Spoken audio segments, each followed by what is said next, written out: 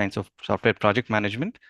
So this is the fourth talk in the series, and as you can see the title, today's talk is called Exploring Connections Between Project Management and Queuing Theory. And today we have with us the speaker, Professor Harsha Honnappa.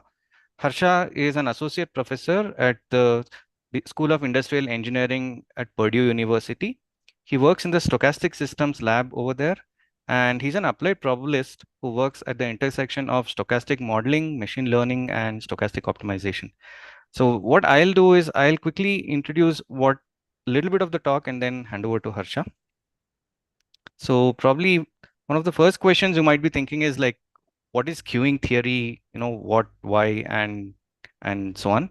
So before we get into queuing theory part, which is where Harsha will come in, let me explain why in the project management world we are talking about this, and specifically from a project management perspective, what takeaways we can have from this talk so that it does not become some abstract queuing theory, mathematics related stuff.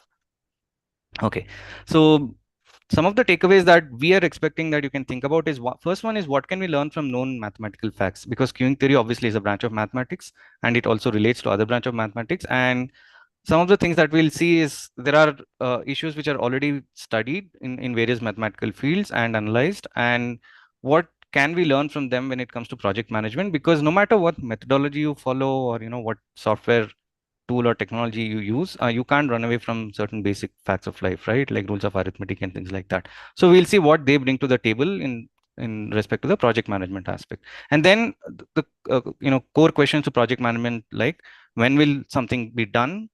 Can I make it go faster or get it done cheaper? And then why Slack is good, number 5. And by Slack, I mean, in case you're not aware of the term, it's basically little bit of leftover time or leftover, utilization factor that you can have in terms of, having spare bandwidth, maybe you can call it that. So why is it good to have a little bit of Slack in any system? And then other one is why sudden bursts of work are hard to manage, right? So that's another thing so these will be some of the issues that queuing theory is expected to touch upon. And with that, I'll hand over to Harsha. One quick thing I wanted to say in terms of logistics is, so as usual, like you can have questions, you can post your questions during the talk on the Zoom chat or on the YouTube live stream or on the Hasgeek page. So please go ahead and keep it interactive and post questions. Harsha is happy to take questions from the software project management community and the software community in general. And I think another thing I wanted to say in this talk is that we have a mixer plan regarding software project management towards the end of the series or maybe later this month. So please stay to the end of the talk and you'll get more details of the in-person mixer that's being planned. So with that, I'll hand over to Harsha. Thanks, Pramod. So let me share my iPad.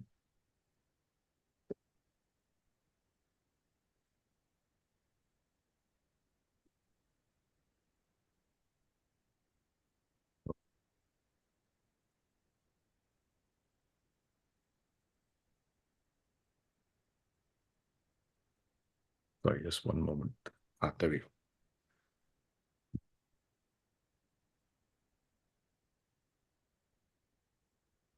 Okay.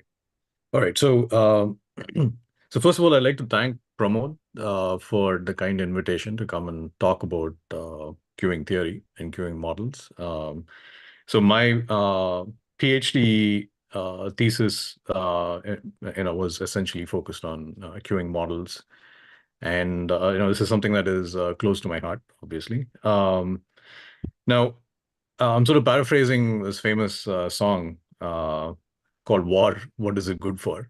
And so queuing models, what are they good for?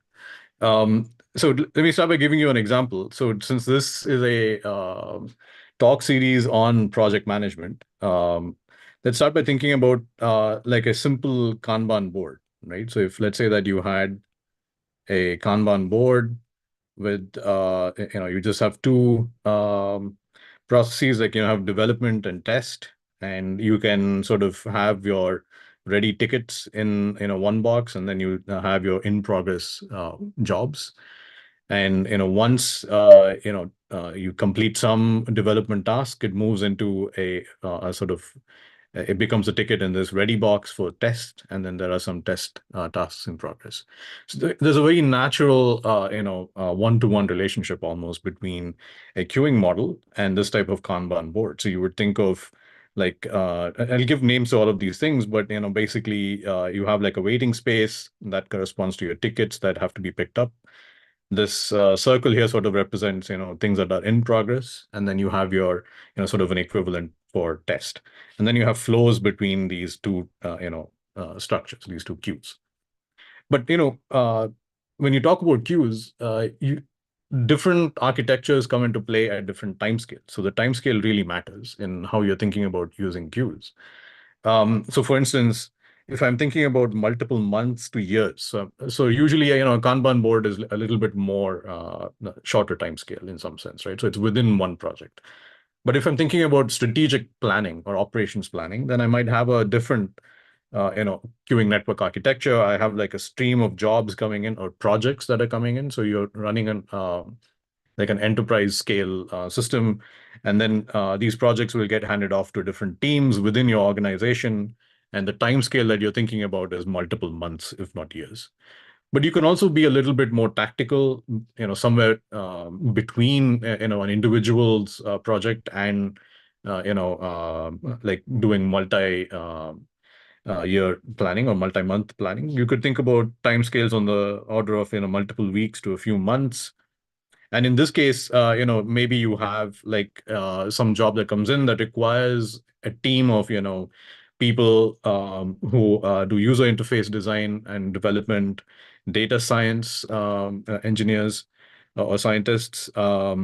You have front-end engineers, you have back-end engineers, and all of them have to work together in some sense to complete a given task or a given job.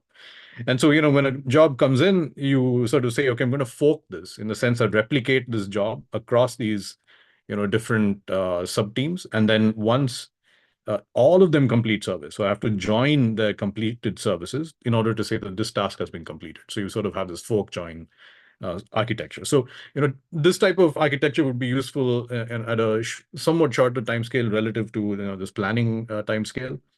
But it's also at some level, it's a slightly longer time scale than just thinking about a Kanban board. So depending on what you want to do, in some sense, you can use different queuing architectures, and they can be used for different types of planning and decision-making problems. So in this talk, I just want to focus on the simple, project management setting. And this is simple enough that I can introduce very basic queuing models. And let's see what kind of insights you can gain just from a very basic queuing model. And it turns out to be rather considerable. So let me start by giving you some queuing terminology so that we're all roughly on the same page. So I use certain terms in certain ways. So I just want to make sure that I don't lose you when I say certain things. So at the outset, you need to define what I would call as a server. So this circle that I mentioned earlier is the server, okay? And the way to think about the server is that it's essentially, either one programmer or a team of programmers who are going to work on a particular task or a job, okay? So that's the server. So that's the circle over here. Now, when the server is busy, right? So the server is doing some work, and then another job comes in or a task comes in, it has to wait, right? You can't overload your server, right? The people, this team is doing one thing, and the next thing has to wait for this team, so that they will wait in what I would call as a waiting space or a buffer, and that's this sort of open rectangle, okay? And if I go back to the Kanban board example, this ready ticket area is what I would think of as the waiting space or the buffer. I will usually use the term buffer. And the in progress stuff is, essentially corresponding to the server. To fully describe a queuing model, you also need to describe the pattern by which tasks or jobs enter your system. And this pattern is typically described by either describing the inter-arrival time, which I will call as tau. So my symbol for the inter-arrival times is going to be tau. I'll repeat this as we go along. In some sense, an equivalent quantity to describe is the arrival rate. So the inter-arrival time is the time between when two jobs turn up. The arrival rate, in some sense, is the reciprocal of the inter-arrival time. So it's the number of jobs that are turning up per unit time. And then you also have to describe the service process. And this is essentially the pattern by which jobs will be worked on in the server. And the descriptor for the service process is typically the service time. So the amount of time the server spends working on a given task. And this service time, in some sense, is the reciprocal of the service rate. So the number of jobs that the server can work on per unit time. So these are, in some, as we'll see as we go along, these are in some sense equivalent to each other, just reciprocals. And finally, you have to decide, okay, what is the service schedule? So in what order am I going to work on the jobs that have come in and are waiting for service? And there are many choices. You could do, standard basic one is like first in, first out, but you could also do last in, first out. You could do like a priority schedule. You could do like a round robin, or in the queuing literature, this is often seen as what's known as processor sharing, and so on and so forth. There are many other possibilities.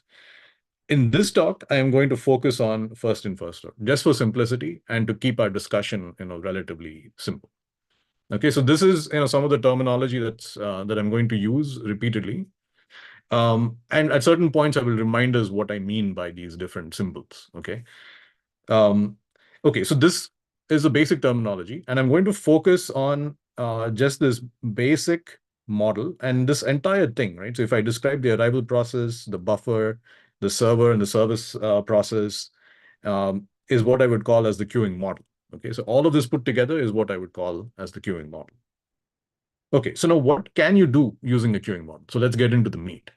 So with this basic queuing model, uh, I can measure certain things, right? So there are certain performance metrics that I can compute and certain quantities that I can measure using this queuing model. And the one of the things that I can measure is the delay or the waiting time or the wait time for the jobs that are in the buffer. So a job turns up, and then you have to measure, okay, how long does it take for this job to actually be picked up for processing? Right. So in some sense, if you're doing project management, this is possibly the most important quantity of interest. Right. So the longer you have to wait to be picked up for service, the worse it is. Right. You want to avoid like long wait times. And sort of an equivalent quantity is what I would call as the number in the system. But I think in the project management world, this is often called as the work in progress. So essentially, this is the number of items that are, or number of tasks that are just, either waiting for processing and or being processed at any given point in time. Okay.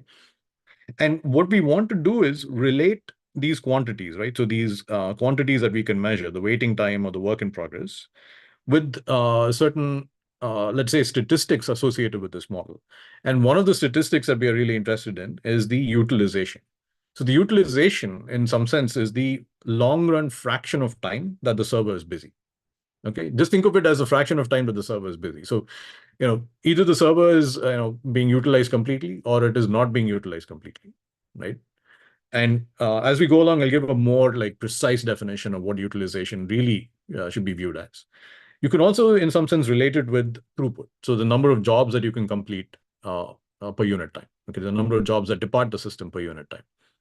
Um, in this talk, I'm just going to focus on the utilization and look at its relationship with the waiting time. So this is, a very classic, way of using queuing theory to gain an understanding, like a very clean understanding of how the waiting time might be related to the utilization and how much your server is being utilized. Okay, and I want to start with something that's very, very uh, intuitive. So we'll start with what I would call as a deterministic queue, right? So this is a clock world, like everything is moving precisely. So there is no uncertainty. You know precisely when jobs will turn up. You know precisely how long it will take to work on a particular job or task.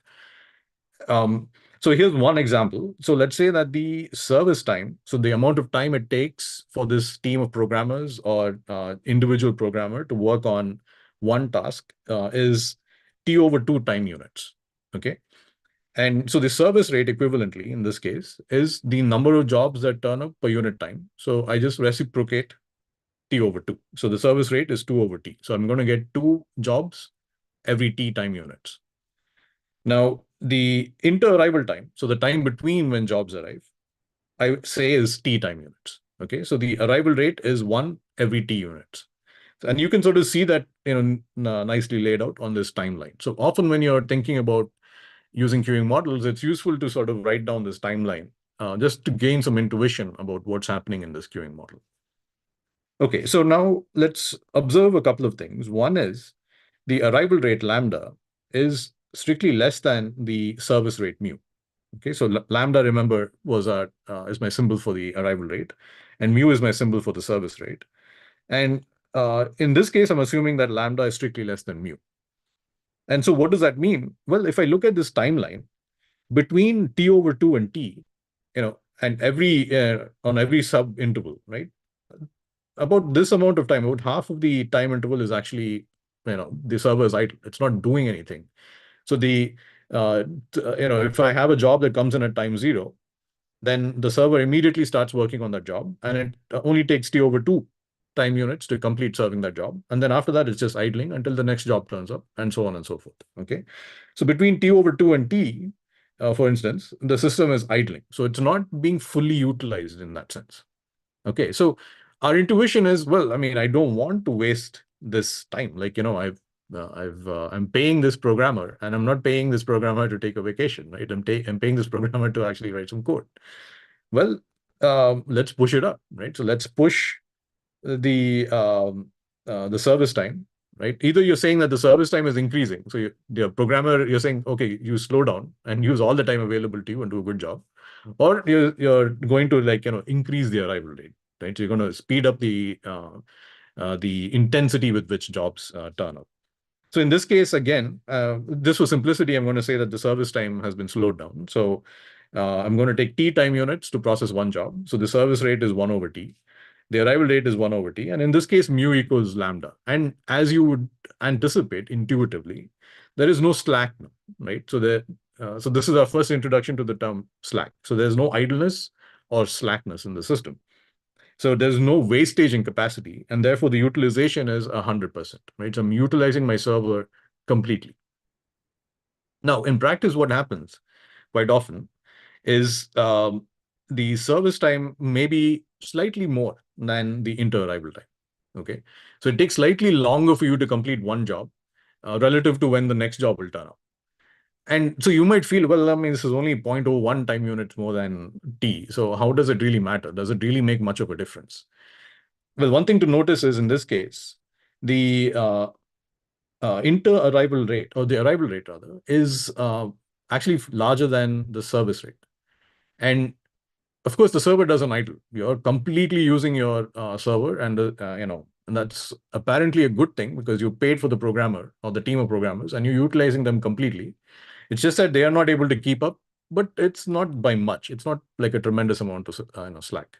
Well, let's see what happens if you do this. Okay, so let's run a couple of simulations. So let me hand it back to Pramod, who has a couple of simulations queued up.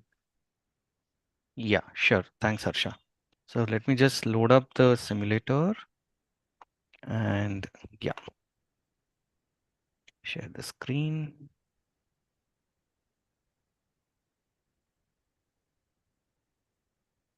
Cool. So yeah, so this is a simulator software. Let me quickly run through. So this is where the source is, where tasks are coming in. This blue color thing is what is called a process station, which is where tasks are being processed. And then after getting processed, they go out and into an exit. And above the process station, you have some of the terms that Harsha introduced, right? Like work in progress. There's a min, average, and max. And then just before the process station, there's a average queue length, how many items are waiting, and then average waiting time over here. I hope you can, people can see the cursor and stuff, Harsha. Yeah, and then the Yep. average service time and average end-to-end time. So end-to-end time is nothing but the sum of the waiting time and the service time. So this is what the basic simulation is looking like. I'll run it and maybe then we can look at the rest of the things on the screen. So Harsha, what parameters do you want to run it right now? So So let's set deterministic input, right? Yeah, deterministic input right. with 1 per unit time. Yeah, one Right. task. Okay, so this is what we are setting, by the way. So deterministic input, and this is one task per day. So that's what we are setting Yep. it here, right? And here you can say And time basis days. Okay, let's set the service rate to 1.01, right. like that So I will change it overload. from zero point 0.5 to 1.1, right? 1.01 is what you are saying. Okay, let me just go do it over there. So 1.01 days. So processing time, we are setting to 1.01 days, which is kind of what the example was. So shall I start it? Yeah. Start the animation. So as you can see, it's going. I'll increase the speed a little bit and it'll do a long-term average at that point because it will go really fast. Now I can pause it. Okay, here is how it is after maybe, 19,000 days. If you want, I can slow it down. Yeah. So um, I think one of the things to keep in mind here is that look at the average end-to-end time, right? So that is the total amount of time that you spend in the waiting area plus the amount of time it takes you to be served. So the service time is 1.01 days. The average time that you spend waiting is 94.2 days. Okay. And this is at the end of the simulation. If you run the simulation longer, this number is only going up in this Right, particular right. But this is, I simulation, mean, actually. note that this is 19,000 days, which is a bit unrealistic, but still, yeah. Yeah. So the key point in this simulation, right, is that when one talks about queuing systems, even a little bit of overload is going to completely kill you. And this is actually in a deterministic setting, right? So if we look at like for instance, if we just change that 1.01 to 1, right? So let's make that 1 and then we can move on. Yeah. So now run the simulation and just run it really quickly. And so roughly about 19,000 days has passed. You can Right, stop it here, right, right? And so if now look at it, so the average wait time is 0. Okay. And the amount of time it takes to serve is 1 day. So you will process each job, instantaneously, right? It'll come in, you'll spend a day, and then it'll go away. So the key point is this: even a little bit of overutilization, even in this deterministic case, will kill you. And if everything is deterministic, you can actually just utilize your full capacity. Okay. So now the question that we want to answer is, what can we say about this wait time uh, calculation, right? So what kind of insights can we gain, and what type of quantities do we want to precisely calculate? So can I take over, yeah, yeah, Pramod? sure. I just wanted to show once more so that people can see the comparison between the two. Yeah, That's right. Yeah. And so this is a good simulation because now it's gone up to 52,000 days. I mean, of course, this is basically an impossible number of years. But the point is this, right? So the average wait time has exploded. This is what I was saying, right? So even with a little bit of overload in your system, the average wait time has exploded. Now it's like 260 days. So it'll take you longer and longer. In the long run, it's just going to take longer and longer for your jobs to get served and leave. Okay, so this is the situation of an overloaded queue. Okay, so let's go back and let's do a few simple calculations and see how to calculate the wait time.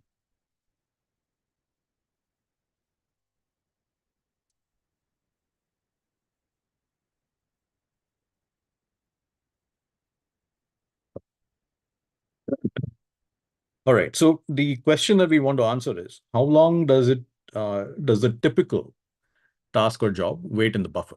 Okay. So the term typical is sort of important because it informs me that I want to look at like the average job. Okay. So in other words, what is the average wait time of this typical job? So let's suppose that there are n tasks that are right. So remember that simulation, and let's say that we're looking at the first n jobs that turned up to that simulation. In that simulation, the average wait time in that case is just this simple arithmetic average, right? So let's say the wait time for the ith job was wi, then I just do this simple arithmetic average, and that should be my average. Now, to talk about the wait time of the typical job, in some sense, I want this quantity to be independent of n. It shouldn't depend on the index of the total number of jobs that have turned up so far. And so to make it independent of n, I'm just going to take a limit. So this is something that we do all the time in queuing theory. So all the formulae that you see, in Leinertsen's book or in some online blog, wherever, all of those are implicitly assuming that this n has gone to infinity. Okay, that you are looking at this typical job and you've removed any dependence on some specific n. So I take a limit, and I'm going to call the limit quantity here as W bar. Okay, so this is something to keep in mind. So W bar is going to be my average delay of the typical job.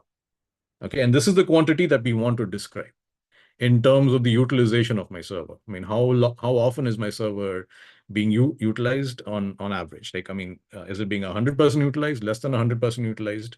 And how does this W bar depend on that, right? So this is the average, just to reiterate, the average wait time of the typical job. I think one thing I'll Okay. pitch in from a Yeah. project management perspective is, I think Harsha mentioned the long run average or the long term value here, right? I think that's kind of relevant because we are looking at running teams for months and years, right? So we are looking for something sustainable over the long term. And obviously, this is not when you have a deadline crunch and, like, work hard for 3 weeks. That's not the scenario we're talking about. We're talking about running a team for months and years. Yeah. Yeah. That's a good point. Yeah. So I'll just briefly give you a explanation of what WI is. So WI, remember, is the wait time of the ith job. And if I'm looking at the first job, the wait time is 0, right? Because I come in, nobody's ahead of me, I just go and get served. The wait time of the second job, there are two cases. So the first case is where if I look at the wait time of the first job plus the service time of the first job, if that is larger than the inter-arrival time between the first and the second job, then my wait time has to be the difference between W1 and S1 and tau2. Tau2 being the inter-arrival time between the first and the second job. On the other hand, if W1 plus S1 is less than the inter-arrival time between the first and the second job, right, then that means I don't have to wait, right? Because the first job had already left by the time I joined. Okay. So essentially, these two cases can be seen in when we look at these two different timelines. So in the case where I have sorry, I think this is the other way around. Just correct that. So if I look at case one, where W1 plus S1 minus tau2 is larger than 0, I'm looking at this situation, right? So this is literally the difference. So this is the wait time for the second job before it enters into service. On the other hand, if I'm in this situation where my inter-arrival times are larger than the service times, then the second job turned up over here, right? And they didn't have to wait to enter service. And it was literally this situation. Okay. So you can just sit down and do these calculations by hand. They're very straightforward. The key point is this. So all of this sort of adds up to a nice recursion. So Wi can be expressed in terms of Wi minus 1. And this recursion is very famously called as the Linley recursion. And it comes up across a whole branch of applied probability. And it turns out to be exactly the descriptor of a very simple queuing model. Okay.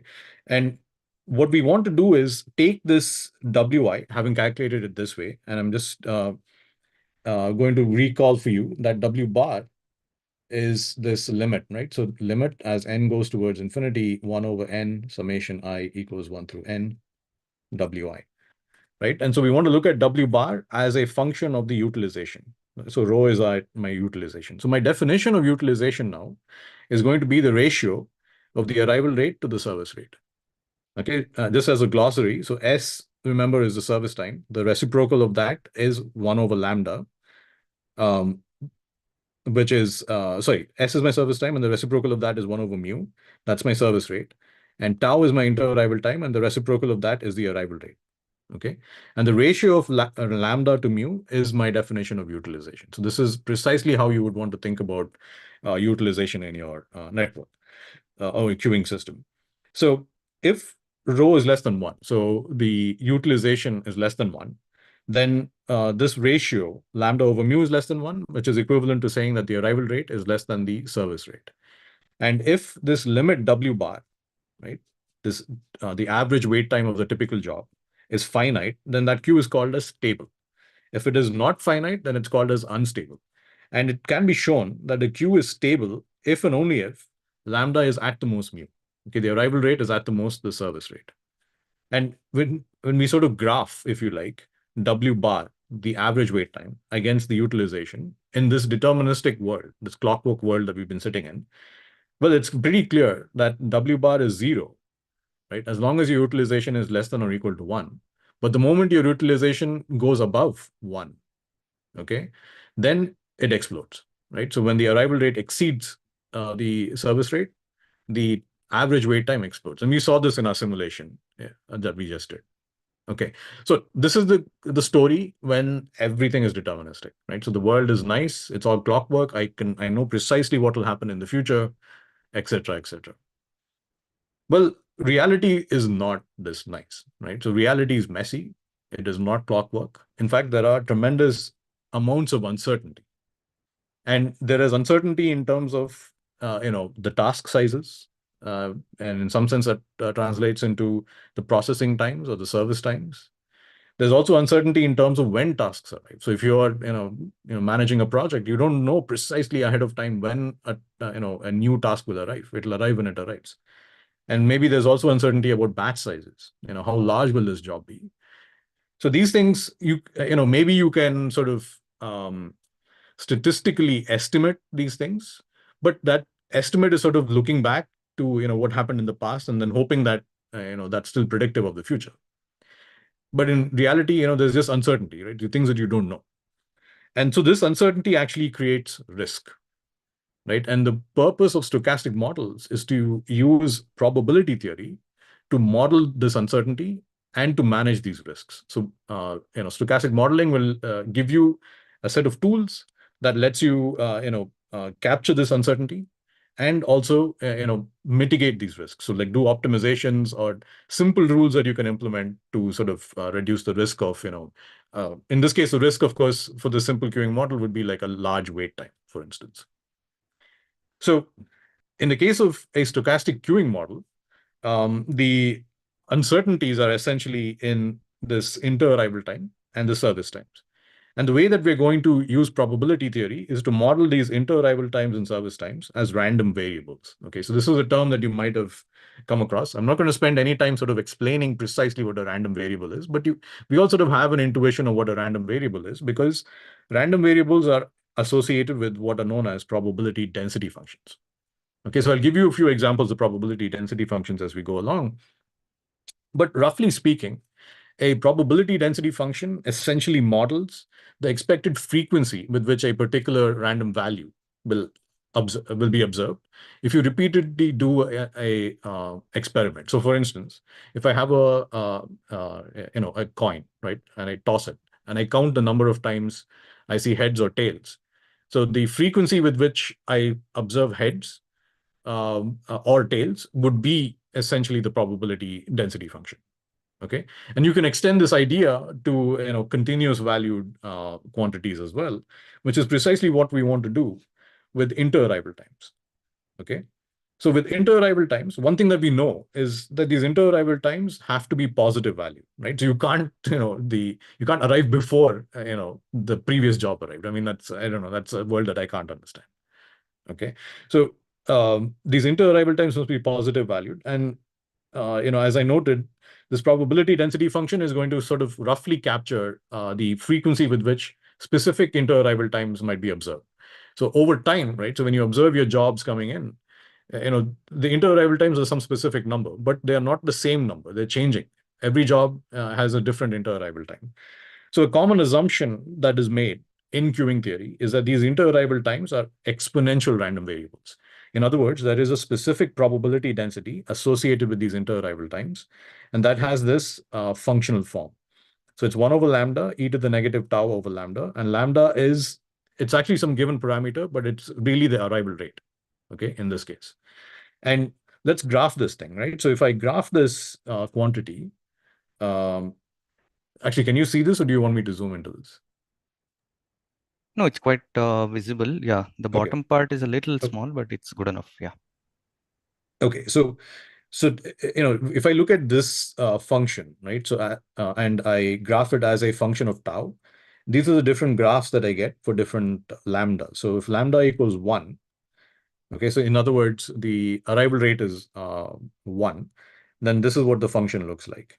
If the arrival rate is 2, the function looks like this. It sort of has like a thicker tail, if you like. So the larger the value of tau, the more likely it is relative to this 1 case.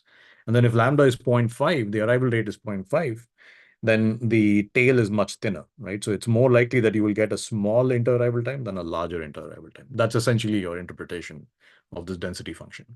Okay. Now you can take this idea and extend it to service times, right? Again, service times must be positive value for obvious reasons, right? You cannot have a negative processing time. So it's either 0 or above. And it's been observed statistically that service times are typically not exponentially distributed. Though it turns out that exponentially distributed service times is a very common assumption that is made in queuing theory for various mathematical reasons. In practice, in your own line of work, in project management and software engineering, you will likely never see an exponentially distributed service time. I will argue that what you're likely to see is something like this, like sort of a discrete distribution where you either take 1 day or 2 days or 4 days or 8 days, and depending on the type of project that's coming in, you have different masses, probability masses on these 4 points. So this is called as a 4-point distribution.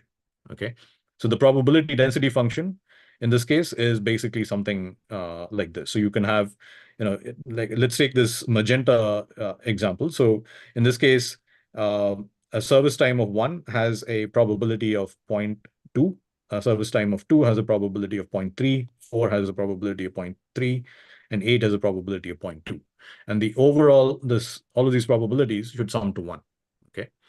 And another example is this green one. So you can have different possibilities. I So at mean, this like point, let's to put just it in another way, sorry to interrupt, put in maybe it's like saying, 20% of your tasks take a day, maybe 30% take 2 days, right? Like that. sure. It's kind of to put Yeah, it in another way.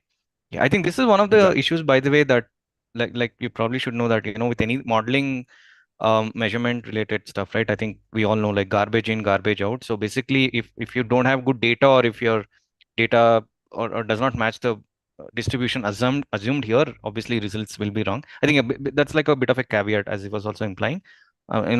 We should use these techniques, but be aware that when you apply to your context, what distribution your data may or may not follow. Yeah, Mhm. Yeah. Yeah, I'll talk about that once I introduce some precise formulas. So why don't we do like a quick simulation at this point, right? And sure. basically a simulation of a stochastic queue. So we did a simulation of a deterministic queue where everything was operating clockwork. Now let's do a simulation where either the inter-arrival time and or the service time are stochastic. Right. So let me stop this.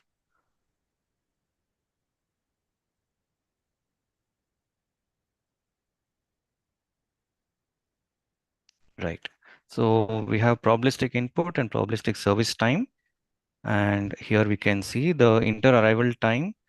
Sorry, the number of events per interval follows a Poisson distribution, which is fine, Harsha, right? Like which kind of matches what you're. Yeah.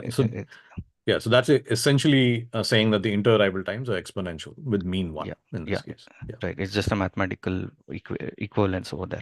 Yeah. And the other Yeah. one is basically probabilistic service time. And here again, the thing is same as days. And we have defined the service time as a distribution. And specifically, we have taken the exponential distribution with the expected value to be 1, which is kind of what Harsha was talking about, right? And but this is So also actually, what you were let's just saying may not be realistic, but this is what we're going. Okay, you want to change? Yeah. yeah. Yeah, can you reduce that service time, the mean service time, just reduce it to like zero point 0.8 or something for now. Okay. Okay. Cool. So shall I run this? Okay, I'm going to run Yeah. this. Yeah. Oh, it ran really fast. Okay. Okay. So can you just pause this for a second? Yeah, it's paused as of now. Okay. Um, so I just want to point out a couple of things in this simulation, right? So first of all, remember, in this particular simulation, oh, wait. So we were talking about the actually, sorry, Pramod, do you mind restarting this whole thing? Yeah, yeah, sure, I sure. made a mistake. No worries, no worries. So let's stop this. Let's go Okay. back to the mean uh, service time. Okay. So usually I can't remember, like in this case, was this 1 over mu or mu?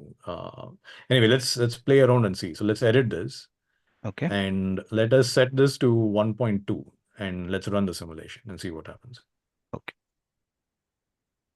I'll just make sure the other is set to 1. It is set to 1. 24 hours, Yeah, right? Yeah. yeah. So this is run this and see what happens. Yeah. Okay. So this is an overloaded queue. So let yeah. So this is a situation where the service rate is lower than the arrival rate. Okay. So this is an overloaded queue, and as expected, the average wait time, if you notice, is increasing without bound, right? So if you look at this quantity here, that's just increasing. If you run this longer, it's just going to keep increasing. So now let's go back and reduce that 1.2 to 0.8.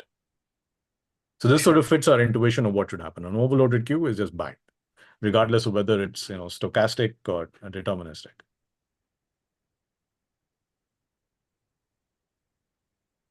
Okay. Pause. Okay. Okay. So yeah, just pause this.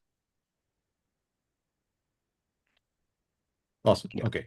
Okay. So I want you to uh, notice a couple of things. So first of all, remember so this is a situation where the service rate is larger than the arrival rate. In other words, I, in theory, have enough capacity in my system.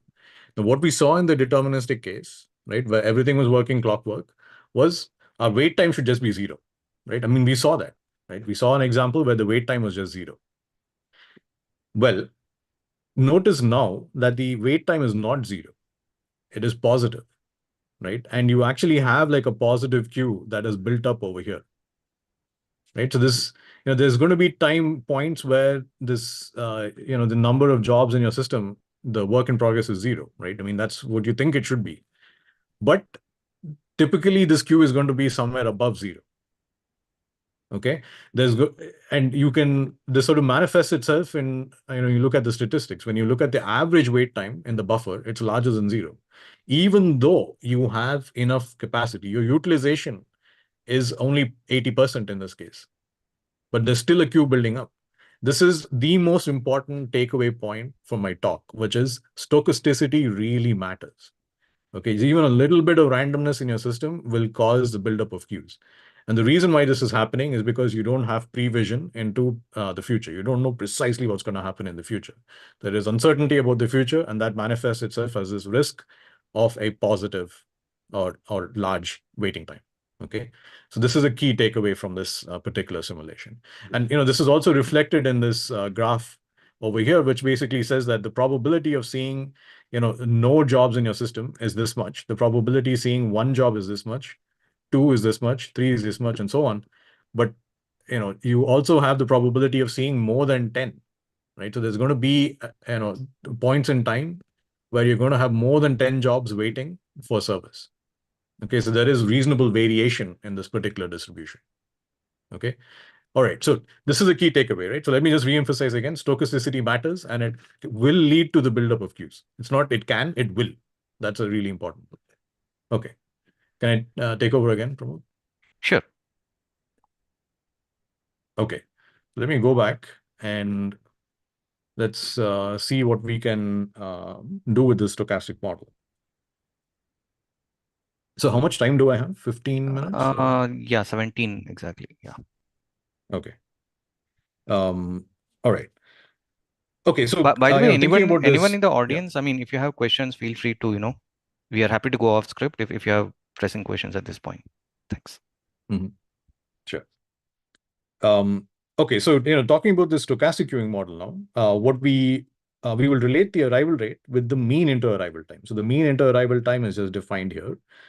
So it's the sum of this arithmetic mean in the limit. Sorry, it's a limit of this arithmetic mean. I'm calling that as tau bar. And now the arrival rate will be the reciprocal of tau bar. Similarly for the service rate. So the service rate is going to be the reciprocal of the mean service time, defined as this limit of this arithmetic mean. The Linley recursion still holds, and therefore I can talk about the average delay of the typical job in the same way. It's just that now I have to prove this limit in a using some random quantities. I mean, this is like all the theory part, like the probability theory comes in and tells us, okay, why does this actually hold? You don't need to know this precisely. But this is a really important takeaway at the bottom. So if W bar is finite, so the average delay of a typical job is finite, even in the stochastic queuing model, if and only if lambda is strictly less than mu, right? It's not saying it's zero, right? It's saying that it's going to be finite, but it could be something large but finite, as long as this lambda is less than mu. If lambda is greater than or equal to mu in this case, this W bar will not be finite. It's going to be something infinite and growing. Okay. All right. So if I assume that the inter-arrival times are exponentially distributed, right, just as in the simulation that we saw, And if I assume that the service times have finite variance. So remember, variance is defined as, I'm looking at the variation with respect to the mean service time. I'm squaring that thing and then averaging it. Okay. And if this thing has a limit, that's what I'm going to call as the variance of the service time. Then as long as this variance is finite, and so the examples that we looked at in the simulation has finite variance, so does this example, right? So this 4-point distribution, this also has finite variance. So in this case, this W bar, the average wait time of a typical job, has an explicit expression, okay, in terms of lambda mu, the variance of S, and the utilization. Okay, I should add that. And the utilization. So W bar is precisely this expression here. And this is called as the Polacek-Hinchin formula. Okay, this is one of the most important results in queuing theory, and one that you can immediately use in your work. Okay, it's a very beautiful formula. I can't get into how it, where it comes from, but even that is not too complicated. If you spend about 30 minutes, you can easily figure it out. The key point is this, right? So you have this clean connection between W bar and the utilization, the arrival rate, the service rate, and the variance of your jobs. Okay, so variance matters. Okay, and we'll see how in a moment. So I took the liberty of just plotting a few of these curves for different settings. Okay, so I'm going to start with this setting where the variance of the service times is 1. Okay, so it's 1 unit. And I'm going to let the mean service time change. And implicitly, the arrival rate here is changing because rho is changing. So if I look at S bar equals 1, so that's this curve here, okay, with a variance of 1.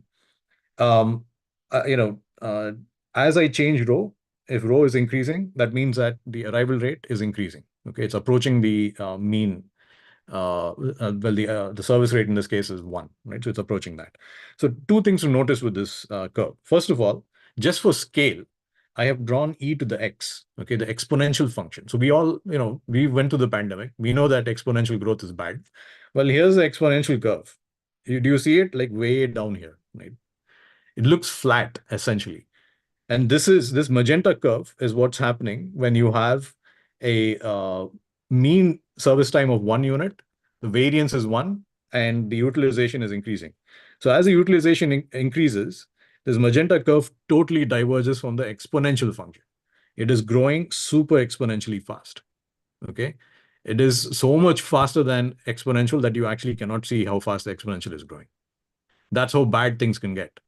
If you increase your utilization, if you don't give slack in your system when you have uncertainty, and things are stochastic, this is what you observe. Okay. Right. Now let's increase the mean service time to 10 units. Okay. So the service rate is 1 over mu. So it's 1 over 10. So it's become slower. Well, what do you anticipate will happen? Intuitively, I have a slower service rate. For a given arrival rate, I should expect a higher queue, right? A larger wait time. And that's precisely what we see. So for instance, let's say that my utilization is 0.8 now. Well, my wait time has increased, right? So what was previously, close to 1 or 2 has now increased to roughly 10, right? And if my mean service time increases further to 100, in other words, my service rate goes down to 1 over 100, well, here's where the wait time is. It's over 150 time units, like maybe 175 actually, right? So the hit is getting worse. It's getting worse with an increase in the mean service time, and it is also growing faster, right? So this thing is growing faster with at a given level of utilization. So the first question that we want to ask, going back, I want to tie this back to what Pramod was saying at the beginning, like some of the questions that you guys might want to answer. What is the time to completion? Well, this curve is telling you how long it will take your jobs to be picked up for service, right? So this is the wait time. And so this plus the service time, the average service time will tell you what the average amount of time it took for your job to leave the system. And you can easily use this formula to calculate what is the time to completion of your job, right? So depending on your utilization, the variance, and so on, you can easily see that. You can also see why some slack is good, right? Let's just take this curve. Okay. If I'm operating at a 0.8 utilization, so 80% utilized, my programmers are taking a 20% off time. Maybe they are watching movies or If they're at Google or something, I guess they're doing some other project. I don't, they have that 80/20 rule, right? So if the wait time is way down here. On the other hand, if I'm going to operate at like 95%, well, the wait time is not doubled. It's like tripled or quadrupled, actually. It's worse, so much worse, right? So some slack is actually good, right? It's good to give vacation time. Right. Now I want to flip the story a little bit, okay? And fix the mean service time or equivalently the service rate. So I'm going to set that to 1 and, change the variance. So why is variability bad? So intuitively we know, okay, variability, I think, it's bad because, things are more variable. But what does that mean precisely? So here's a precise explanation of why variability is bad. So let me fix a particular operating level. Let's say I'm 90% utilized. So I'm going to draw a line here. So hopefully, yeah, okay. I think that looks a little bit crooked. Let's straighten that. So something like this, right? Okay. So at this 90% utilization level, if my variance is 0, so in other words, I'm saying that I know precisely how long each task is going to take, and there's going to be no uncertainty in how long it's going to take me to complete a particular task when I'm working on it. This is the wait time curve. Now, you might ask, why is there wait time? Remember, the inter-arrival times are uncertain. You don't know precisely when your tasks are going to turn up, right? So there's that randomness there. So even a little bit of randomness, remember, will result in the growth of a queue. So there's going to be delays. Well, here's the curve, the magenta curve, when the variance is 0, and my mean wait time is roughly, way down here. So about, I don't know, 15-ish, I guess, right? So let's draw one line here. Let me draw it in black. So I'm just going to disconnect this. Okay. And now if the variance of my service times increases, in other words, there's a bit of uncertainty now about what the service times are actually going to be, then the wait time has again increased. So you're going to see, larger delays. So it's probably doubled. And then finally, if the variance increases further, let's say it becomes 10 time units, well, basically it's not even on this chart, but let's say roughly 50, right? Just for argument's sake. Yeah. So it's way up here. So variability is very bad, right? So the things that you don't know can really hurt you. So being able to reduce variance is useful. So, gaining some insight into what your job sizes can be and trying to control them, more importantly, is really important. Okay. And there are various techniques by which one can do that. I can't get into it in this talk, but I'm sure there will be a talk in this series at some point where someone talks about this. Yeah, sure. I think Okay. at this point, sorry to break it, but we have about 7 minutes left. If audience has any questions, we can take that. Otherwise, we can start. We can continue and see. So let me just check. Any thoughts or any questions from the audience? Any even basic questions are fine, I guess. Like if you want to go on a tangent, that's fine too.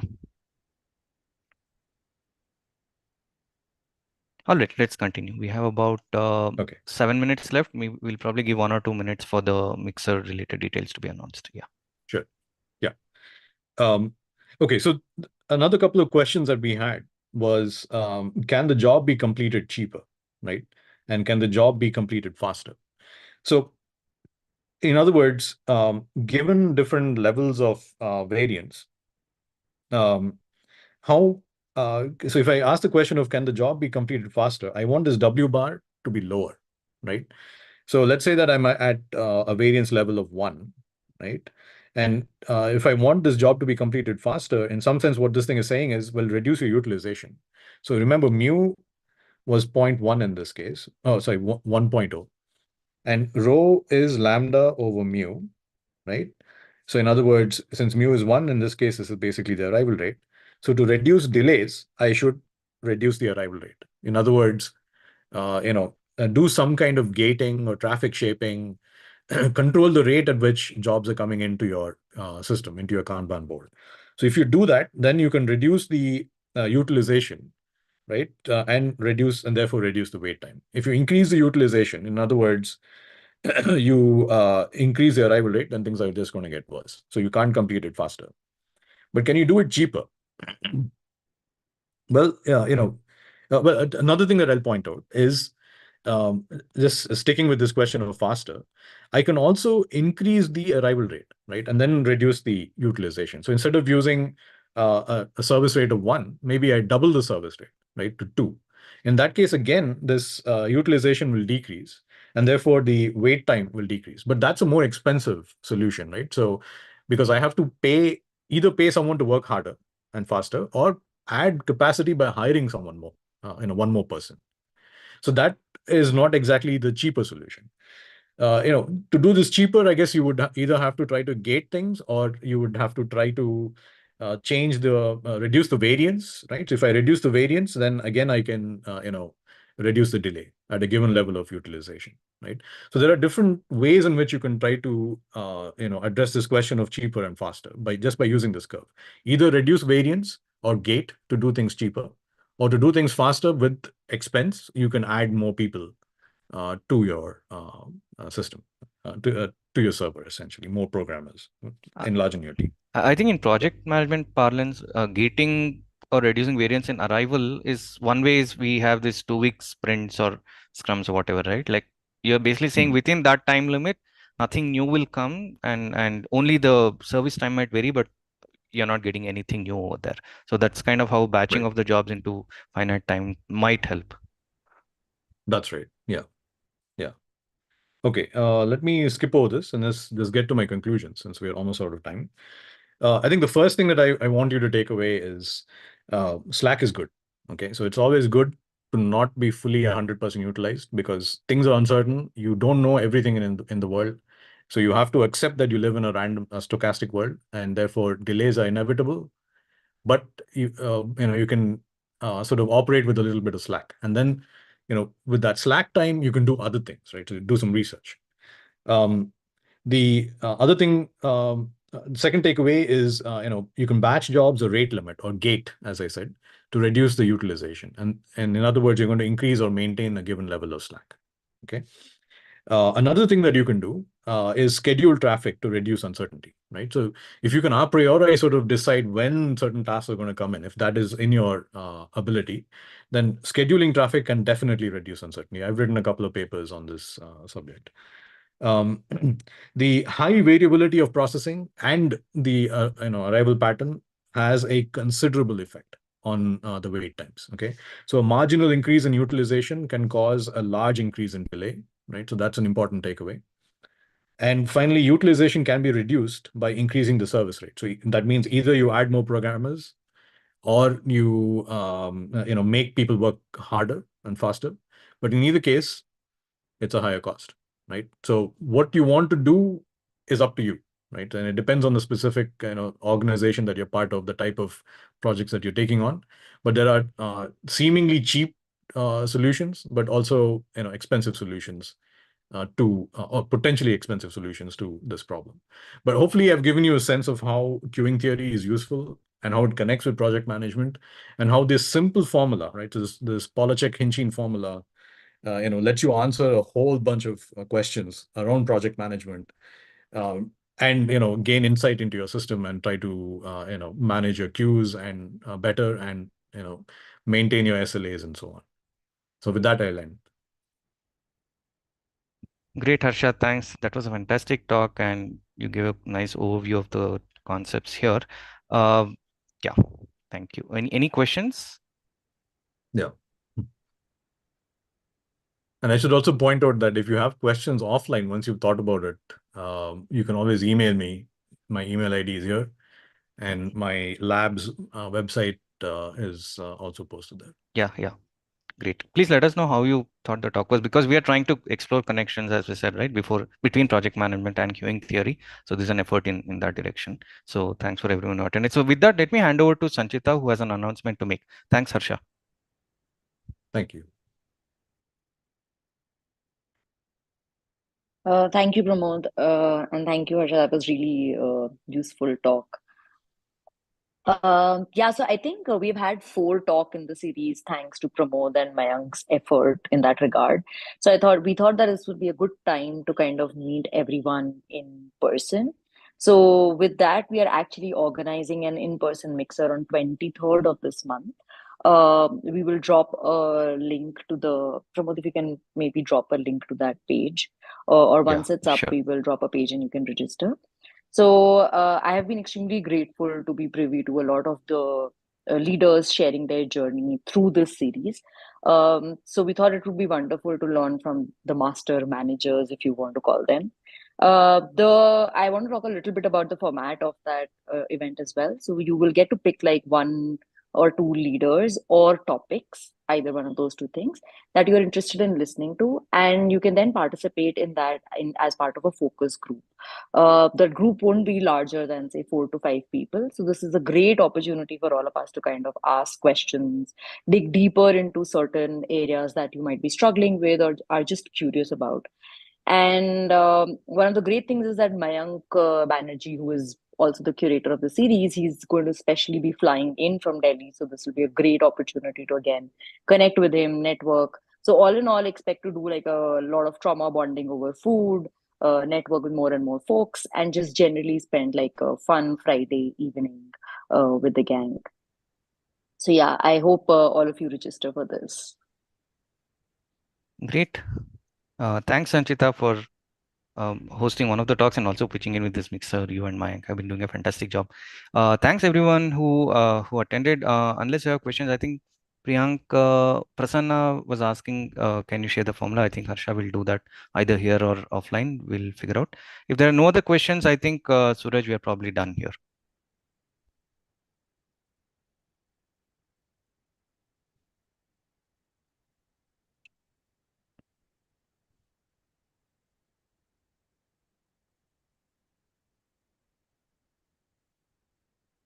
Hey Suraj, Sanchita, Okay. live stream stopped, right?